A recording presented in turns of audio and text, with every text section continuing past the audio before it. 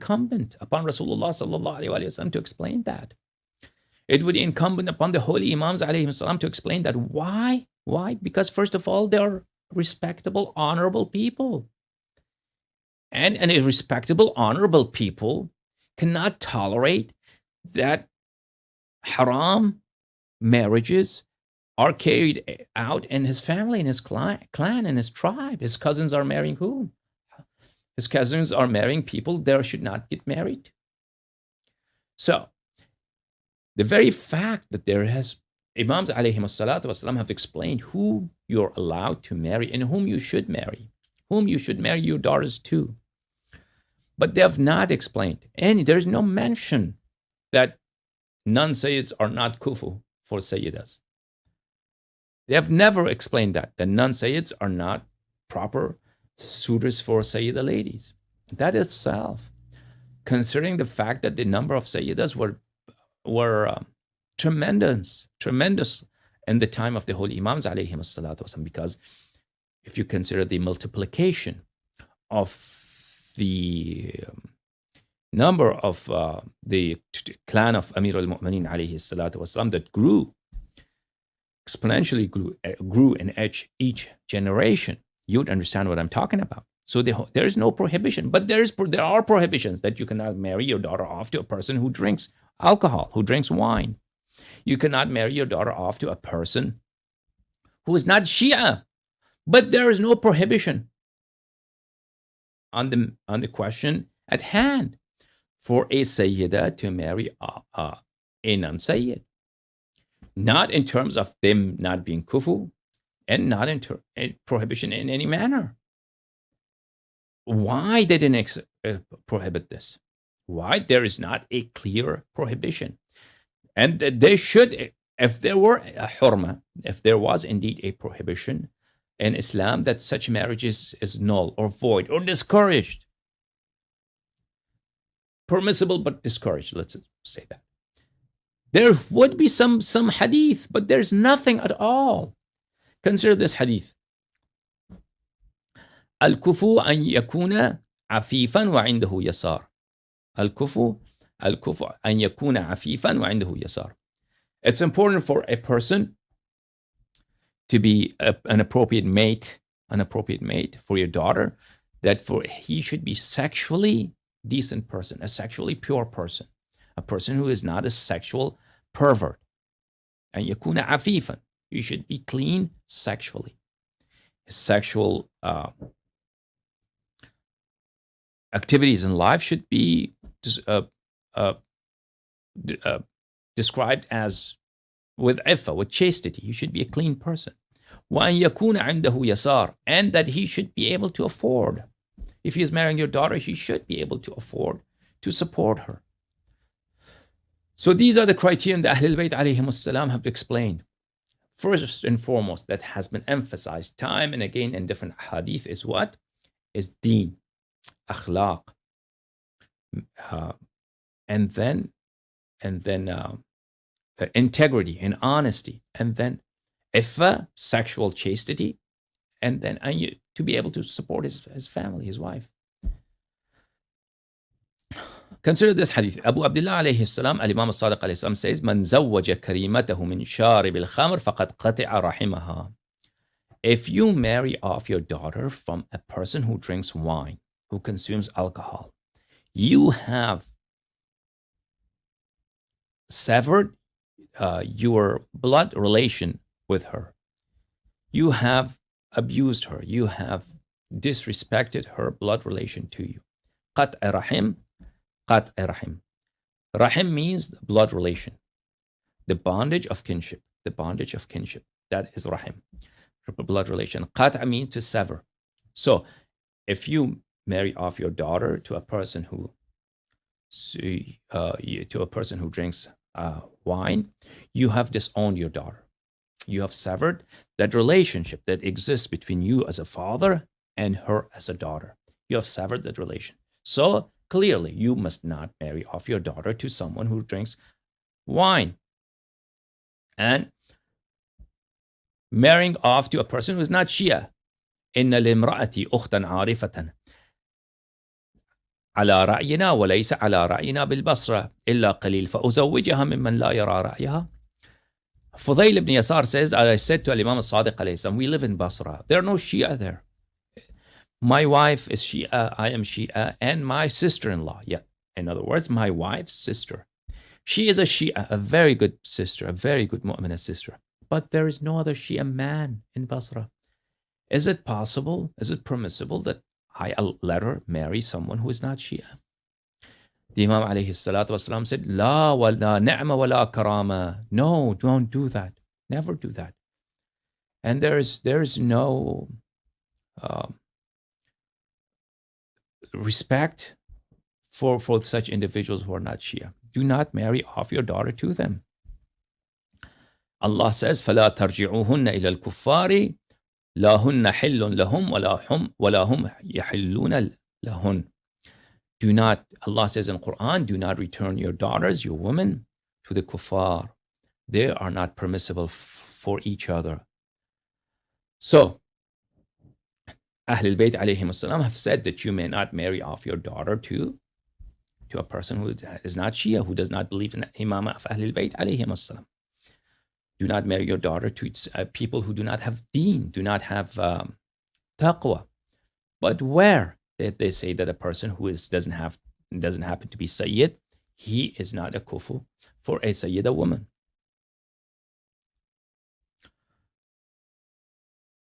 Al-Imam Sadiq alayhi salam said, تزوجوا في الشكاك ولا تزوجوهم فإن المرأة تأخذ من أدب زوجها ويقهرها على دينه. There were a lot of communities back then at the time of the holy Imams alayhim as-salatu wasalam who were Muslims, but they did not know anything about Imamah, and they did not know anything about usurpation of Khilafah, history of Islam. They were just Muslim converts. They did not care about Shia one way or other. They did not support Shia. They did not detest Shia. They did not know Abu Bakar and Omar, and they did not love Abu Bakar and Omar. They did not care much. If they knew Abu Bakar and Omar, they did not know them much. They did not have any bias or prejudice against Shia. The Imam alayhi salatu wasalam said, marry their daughters. Shia men are allowed to marry their daughters, but do not marry off your daughters to them. Because your woman would be hostages in their husband's hands, and they could always force them to change their religion. Because women learn from their husbands. And a husband is naturally the head of the family. He is the leader in the family. And if you marry your daughter to someone who does not believe in Imam of Ahlul Bayt alayhim as-salam, that man would be able one day, if he wants, to force your daughter to change her religion. But if you, as a man, marry a woman who does not believe in Imamah, you can always guide her, and you could always teach her about Imamah of Ahlul Bayt alayhim as-salam and help her become Shia. But you should not marry off your daughter to such individuals.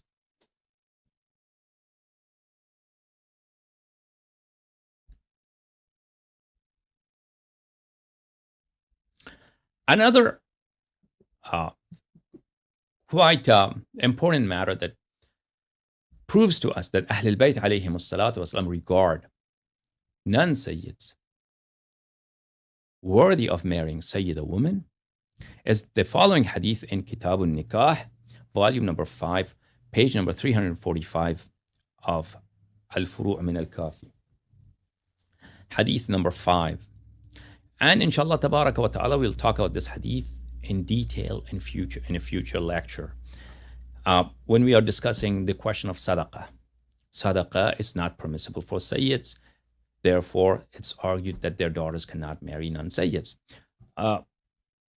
There is one segment in this hadith that Imam alayhi salatu wasalam says that non-Arabs can marry Arab women, and Arab men can marry women from Quraysh. So non-Arabs, Persians, Turks, they can marry Arab women. Arab men can marry women from Quraysh, who are the noblest, the top tribe in Arabia. They can marry. Why? The Imam alayhi salam says, Imam al-Sadiq alayhi salam says, أَتَّتَكَافَى دِمَاؤُكُمْ وَلَا تَتَكَافَى فُرُوجُكُمْ. Because because your blood is equal. Therefore, you're equal in marriage. Your blood is equal. What does that mean? That means that if a Muslim who happens not to be Sayyid is killed by a Sayyid, the blood money would be the same. This Sayyid who is a murderer, who is a killer, the family of non-Sayyid could kill that Sayyid. They could kill that Sayyid, murder him, kill him, and retribution, in qisas. وَلَكُمْ فِي الْقِصَاصِ حَيَاةٌ يَا أُولِي الْأَلْبَابِ. There is life in death penalty. Death penalty provides safety and protection for the society. That's the verse of the Noble Quran. So there is equality. There is no discrimination in terms of blood. If a person is Sayyid and he murders a non-Sayyid, the non-Sayyid family could demand that the Sayyid should be murdered. They can demand death penalty, and just because the murderer happens to be Sayyid and the victim happens to not to be Sayyid, that does and the scale of justice, that does not matter. They are equal. Likewise, the blood money of a Sayyid and a non-Sayyid is the same, diya. So if you cut the hands of a Sayyid or you cut the hands of a non-Sayyid, it will be the same amount of diya, the same amount of blood money, the same amount of monetary compensation. If a person's eye gets damaged and he's blind because of you, so that person, whether he's Sayyid or non-Sayyid, doesn't matter. Same amount of money, same amount of compensation. So the Imam alayhi salatu wasalam says, أَتَتَكَافَى دِمَاؤُكُمْ وَلَا تَتَكَافَى فُرُوجُكُمْ. Because your blood is equal, therefore you are equal for marriage. So just as a Muslim who is not Arab, who is Turkish, who is Persian, who is Indian, he can marry an Arab woman. An regular Arab can marry a Qurayshi woman. Why? Why that's so? Because the general principle, if your blood is equal, likewise you're appropriate to each other in terms of marriage. So this would imply that the equality in blood, equality in the court of law, in the criminal cases, where there's diya, monetary compensation for bodily injury, and qisas, death penalty, is concerned. Because there's equality in retribution, equality in blood money and compensatory damages, that itself is a criterion for being equal in marriage. That provides that Ahlul Bayt alayhim as-salatu was-salam do not regard non-Sayyids to be unworthy of marrying Sayyida woman. But we will talk about this hadith in greater detail in future. And inshallah tabaraka wa ta'ala, I mentioned earlier, this mindset that exists in certain Shia community, that is non-Sayyid, can never be worthy, can never be equal, can never be similar to a Sayyid individual. And if Sayyid, even if he is corrupt, even if he is sinful, even if he has a very low and very stained character, he's always better than a non-Sayyid. That is on the account of ignorance to hadith of Ahlul Bayt alayhim as-salatu was-salam. And the subsequent lecture, I'll talk more on this topic, inshallah tabaraka wa ta'ala. May Allah bless you and Allah keep you well. Assalamu alaikum wa rahmatullahi ta'ala wa barakatuh.